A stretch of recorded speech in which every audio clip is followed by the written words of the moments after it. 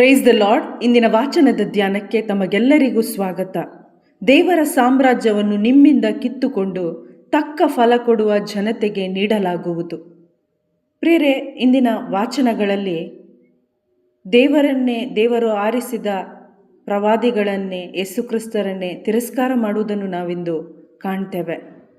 ಇಂದಿನ ಮೊದಲ ವಾಚನದಲ್ಲಿ ಜೋಸೆಫ ತನ್ನ ಸಹೋದರರಿಂದ ತಿರಸ್ಕರಿಸಲ್ಪಟ್ಟ.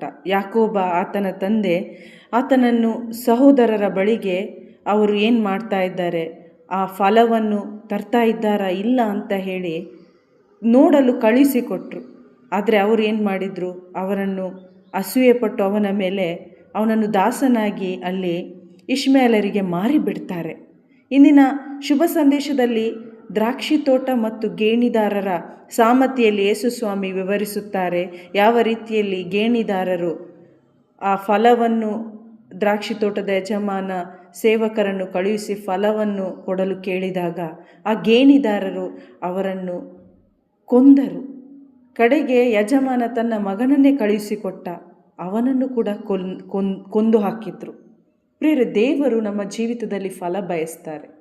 ಹಳೆ ಒಡಂಬಡಿಕೆಯಲ್ಲಿ ಜೋಸೆಫ, ಹೊಸ ಒಡಂಬಡಿಕೆಯಲ್ಲಿ ಯೇಸುವನ್ನು ಸ್ವಂತದವರು ತಿರಸ್ಕಾರ ಮಾಡಿದಾಗಲೂ ದೇವರ ಯೋಜನೆಯನ್ನು ಸ್ಟಾಪ್ ಆಗಲಿಲ್ಲ. ಯೇಸು ಕ್ರಿಸ್ತರು ಎಲ್ಲರ ರಕ್ಷಣೆಗೆ ಮೂಲದಾತರಾದರು. ಜೋಸೆಫ ತನ್ನ ಸ್ವಂತದವರು ತನ್ನನ್ನು ತಿರಸ್ಕರಿಸಿದಾಗಲೂ, ಕೊಲ್ಲಲು ಹವಣಿಸಿ ಮಾರಿಬಿಟ್ಟಾಗಲೂ ಅವರೆಲ್ಲರ ರಕ್ಷಣೆಗೆ ಕಾರಣಕರ್ತರಾದರು. ಅದೇ ರೀತಿಯಲ್ಲಿ ಯೇಸು ಕ್ರಿಸ್ತರು ಎಲ್ಲರಿಂದ, ತಮ್ಮ ಸ್ವಂತದವರಿಂದ, ಫರಿಸಾಯರಿಂದ, ಧರ್ಮಶಾಸ್ತ್ರಿಗಳಿಂದ, ಯಹೂದ್ಯರಿಂದ ತಿರಸ್ಕರಿಸಲ್ಪಟ್ಟರೂ ಕೂಡ ಎಲ್ಲರ ರಕ್ಷಣೆಗೆ ಕಾರಣ ಆದರು.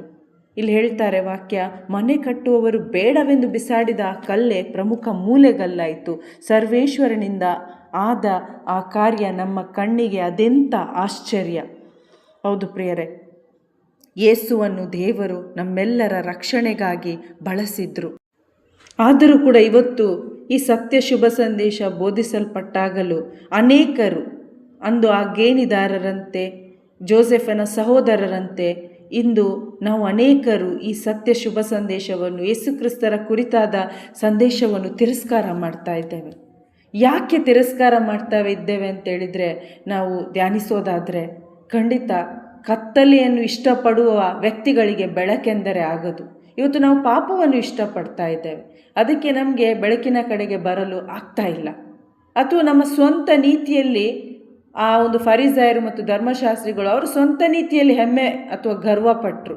ಇವತ್ತು ನಾವು ಮಾಡುವ ಆಚರಣೆಗಳು, ಪುಣ್ಯ ಕಾರ್ಯಗಳಲ್ಲೇ ನಮಗೆ ವಿಶ್ವಾಸವಾದರೆ, ಅದರಲ್ಲೇ ನಮಗೆ ಗರ್ವ ಆದರೆ, ಏಸು ನಮಗೆ ಬೇಡ, ಏಸು ನಮಗೆ ಯಾಕೆ ಬೇಕು ಅಂತ ಒಂದು ಕ್ವಶನ್ ಇರುತ್ತೆ. ಆದ್ದರಿಂದ ನಾವು ಯೇಸು ಕ್ರಿಸ್ತರನ್ನು ರಿಜೆಕ್ಟ್ ಮಾಡ್ತೇವೆ.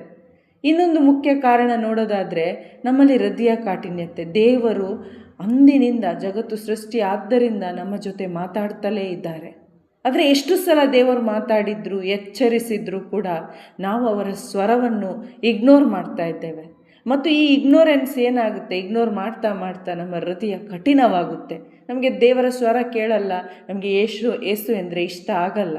ಇನ್ನು ನಾವು ಹಲವರು ಈ ಒಂದು ಲೋಕದ ಜನರನ್ನು, ಮನುಷ್ಯರನ್ನು, ಲೋಕದ ಸ್ಥಾನಮಾನವನ್ನು ಮೆಚ್ಚಿಸುತ್ತಾ ಬಾಳುವಾಗ, ಆ ಮನೋಭಾವದಲ್ಲಿ ಹೋಗುವಾಗ ಖಂಡಿತ ನಾವು ಯೇಸುವನ್ನು, ಅವರ ಸ್ವರವನ್ನು ತಿರಸ್ಕಾರ ಮಾಡುವವರಾಗಿದ್ದೇವೆ.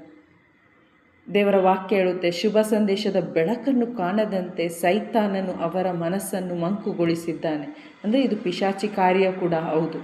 ಆದರೆ ಪ್ರಿಯರೇ, ನಮ್ಮ ರಕ್ಷಣೆ ಯೇಸು ಕ್ರಿಸ್ತರಲ್ಲಿ ಮಾತ್ರ. ನಾವಿಂದು ಯಾರೆಲ್ಲ ಯೇಸುವಿನ ಸ್ವರವನ್ನು, ಯೇಸುವನ್ನು ರಿಜೆಕ್ಟ್ ಮಾಡಿದ್ದೇವೋ ಪ್ರಿಯರೇ, ನಾವೆಲ್ಲರೂ ದಂಡನ ತೀರ್ಪಿಗೆ ಗುರಿಯಾಗುತ್ತೇವೆ. ಆದರೆ ದೇವರು ಬಯಸಲ್ಲ ನಮಗೆ ದಂಡನೆ ಕೊಡುವುದನ್ನು. ಯೇಸು ಕ್ರಿಸ್ತರ ಮುಖಾಂತರ ಅವರು ನಮ್ಮನ್ನು ನೀತೀಕರಿಸಿದ್ದಾರೆ. ಅವರು ನಮ್ಮನ್ನು ತಮ್ಮ ಸತ್ಸಂಬಂಧದಲ್ಲಿ ವಿಶ್ವಾಸದ ಮುಖಾಂತರ ಇರಿಸಿದ್ದಾರೆ. ಆದರೆ ಪ್ರಿಯರೇ, ನಾವು ಏನು ಮಾಡಬೇಕು, ನಾವು ನಮ್ರರಾಗಿ ದೇವರನ್ನು, ಅವರ ಸತ್ಯವನ್ನು ಹರಸಬೇಕು. ನಾವು ಹರಸುವಾಗ ಪ್ರಿಯರೇ ಖಂಡಿತ ಕಂಡುಕೊಳ್ಳುತ್ತೇವೆ ಮತ್ತು ಆ ಹೊಸ ಜೀವದ ನೂತನ ಮಾರ್ಗದಲ್ಲಿ ನಾವು ನಡೆಯಲು ಸಾಧ್ಯ ಮತ್ತು ಇತರರನ್ನು ಆ ಮಾರ್ಗದಲ್ಲಿ, ಆ ರಕ್ಷಣೆಯಲ್ಲಿ ನಾವು ತರಲು ಸಾಧ್ಯ. ಆಮೇನ್. Praise the lord.